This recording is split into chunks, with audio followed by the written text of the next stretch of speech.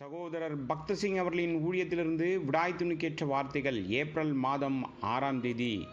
நீதிமானுக்கு வரும் துன்பங்கள் அநேகமாயிருக்கும், கர்த்தர் அவைகள் எல்லாவற்றிலுமின்று அவனை விடுவிப்பார். சங்கீதத்தின் புஸ்தகம் 34வது சங்கீதம் 19வது வசனம். தேவன் நம் மீது வர அனுமதிக்கும் சோதனைகள் மூலம் நமக்கு பல ஆவிக்குரிய பாடங்களை கற்றுத்தருகிறார். முதலாவதாக, கர்த்தராகிய இயேசு கிறிஸ்துவை நம்முடைய சொந்த இரட்சகராக நாம் ஏற்றுக்கொள்ளும் போது அவர் நம்முடைய நீதியாக மாறுகிறார். யோபு ஒரு பரிபூர்ணமான மற்றும் நேர்மையான மனிதனாக இருந்தான். யோபு உத்தமனும் சன்மார்க்கனும் தேவனுக்கு பயந்து பொல்லாப்புக்கு விலகுமாயிருந்தான். யோபின் புஸ்தகம் 1வது அதிகாரம் 1வது வசனம். ஆயினும் அவன் பாடுகளின் நடுவே சென்ற பின்பு, நாம் அதே யோபின் புஸ்தகத்திலே வாசிக்கின்றோம். 42வது அதிகாரம் 5 மற்றும் 6வது வசனங்களில், என் காதினால் உம்மை குறித்து கேள்விப்பட்டேன், இப்போதோ என் கண் உம்மை காண்கிறது. ஆகையால் நான் என்னை அருவருத்து தூளிலும் சாம்பலிலும் இருந்து மனஸ்தாபப்படுகிறேன் என்றான். யோபு வலிமிகுந்த உபத்திரவங்களை சந்தித்த பிறகுதான் அவனுடைய உண்மையான சுபாவம், பாவம் மற்றும் கரைகள் நிறைந்திருந்ததை காணத் தொடங்கினான்.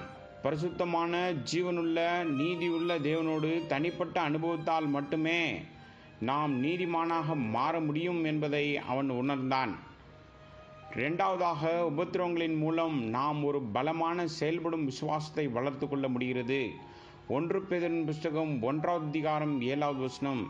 இது உண்மையிலேயே தூய்மையாகவும் பிரகாசமாகவும் மாற பல சுத்திகரிப்பு அக்கினிகளை கடந்து செல்ல நமக்கு உதவுகின்றது. மூன்றாவதாக, இந்த ஒழுங்குகள் நம்மை சரியான வழியில் செல்ல உதவுகின்றது. நான் உபத்திரவப்படுவதற்கு முன் வழி தப்பி நடந்தேன், இப்பொழுதோ உம்முடைய வார்த்தையை காத்து நடக்கின்றேன். சங்கீதத்தின் புஸ்தகம் 119வது சங்கீதம் 67வது வசனம். தேவனுடைய சட்டங்களையும் கட்டளைகளையும் நாம் கைக்கொள்வதற்காக தேவன் உபத்திரவங்களை நம் மீது வர அனுமதிக்கிறார். மனித வாழ்க்கையில் இதை எந்த புத்தகத்தின் மூலமும் புரிந்து கொள்ள முடியாது. நான் உபத்திரவப்பட்டது எனக்கு நல்லது, அதனால் உமது பிரமாணங்களை கற்றுக்கொள்கின்றேன். சங்கீதத்தின் புஸ்தகம் 119வது சங்கீதம் 71வது வசனம். ஐந்தாவதாக, இந்த கஷ்டங்கள் இறுதியாக நம்மை ஆவிக்குரிய ரீதியில் செழிப்பான இடத்திற்கு கொண்டு வருகின்றது. நம் தரிசனத்தை விசாலப்படுத்துகிறது மற்றும் நமக்கு விசாலமான இருதயத்தையும் அளிக்கின்றது.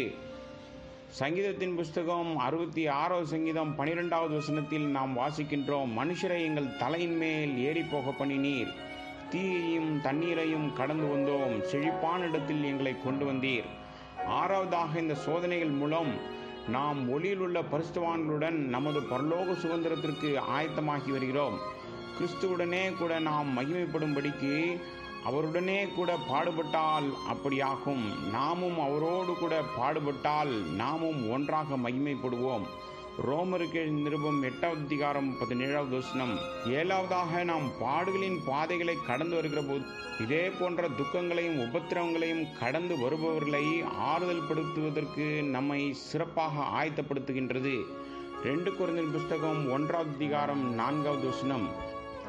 எட்டாவதாக, கர்த்தராகிய இயேசு கிறிஸ்துவின் நாமத்திற்காக நாம் பரியாசங்களையும் பழிகளையும் கடந்து வரும்போது அவருடன் நமது ஐக்கியத்தை சிறப்பாக மேம்படுத்த முடியும். மத்தேயு சுவிசேஷம் 10வது அதிகாரம் 24 மற்றும் 25வது வசனத்தில், சீஷன் தன் போதகனிலும் வேலைக்காரன் தன் எஜமானிலும் மேற்பட்டவனல்ல. சீஷன் தன் போதகனைப் போலவும் வேலைக்காரன் தன் எஜமானைப் போலவும் இருப்பது போதும். வீட்டெஜமானையே பெயல்செபூல் என்று சொன்னார்களானால் அவன் வீட்டாரை அப்படி சொல்வது அதிக நிச்சயமல்லவா?